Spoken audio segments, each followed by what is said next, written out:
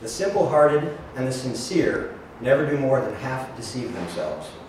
That's Joseph Joubert Pensée. Many years ago, I published a collection of short stories called Ostrogoth. It sold very poorly. 48 copies to libraries whose librarians were not paying close attention and thought it was a work of late Roman Empire history. 13 copies to my family, friends, and a couple to my students, and 5 to people I don't know at all. If you can bear to go online and read customer reviews, you will be amused, I think, as a handful of the librarians struggle to understand what they perceived as either an outright swindle or postmodern nonsense. They give my book 0 stars unanimously, while my students brazenly kiss my ass. "He is our next Lolita," one of them declared. Confusing as he often did book and author of book, just as he confused characters on television shows and the actors playing the characters. I, of course, was very attached to my stories, too. They were like my children, and I'd bring them up before bedtime to have them do card tricks and acrobatics and trapeze work. I was very fond of my characters, too. So fond that I really don't have a leg to stand on when I ridicule my former student. During the earliest years of my writing, I was all but psychotically convinced I would meet one of them walking down the street, a particular character in whom I had vested a great deal of my own secret yearnings and beliefs, along with some not-so-secret personality traits and nervous tics, like actually staggering when somebody tells me that something is hard to believe, or hopping up and down when I'm happy, or blinking excessively when my footing is uncertain, when I'm crossing the no-man's land between my life and the lives of others. But as more and more of my characters came to resemble me, either in pathetic Walter Mitty disguises or even more pathetic confessional hair shirts, I saw the effect had grown too diffuse.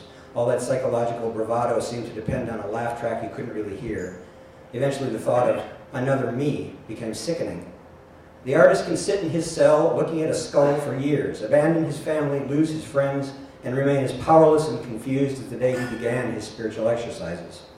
The origin of other people, the source of the continuous production of new life, the means of the extinction and creation of souls, must have something to do with the imagination of, for lack of a better phrase, highly trained sorcerers, and by extension, artists.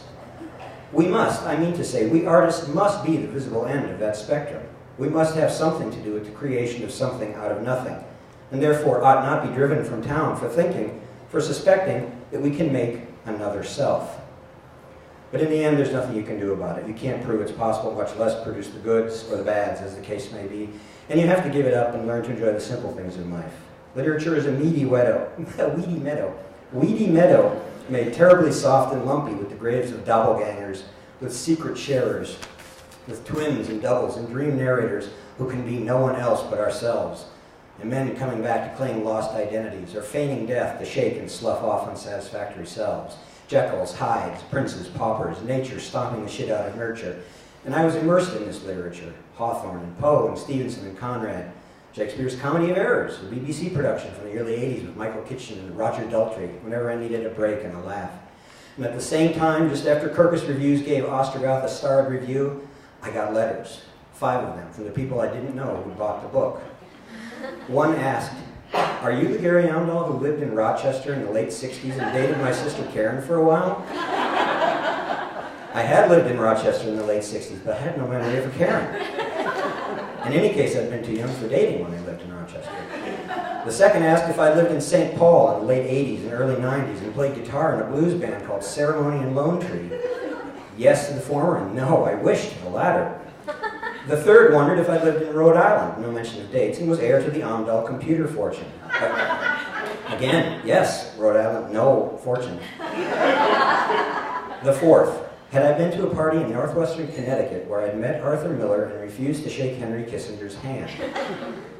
Met Arthur Miller, yes indeed, it was a great moment, made a big fool of myself, but no idea that Henry Kissinger had been there.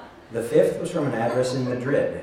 I had just finished reading a pile of Spanish, Latin American, and Portuguese writers, concluding with José Saramago's O Mem Duplicado, but this was from a writer, a rather famous and important one, whose work I had yet to acquaint myself with, Javier Marias.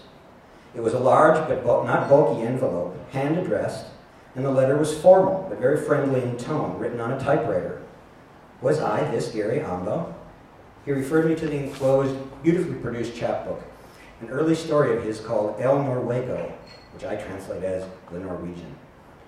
The Norwegian in the story is named Gary-Amdahl and works in the Barcelona office of a Spanish company in whose Madrid office works another Gary-Amdahl.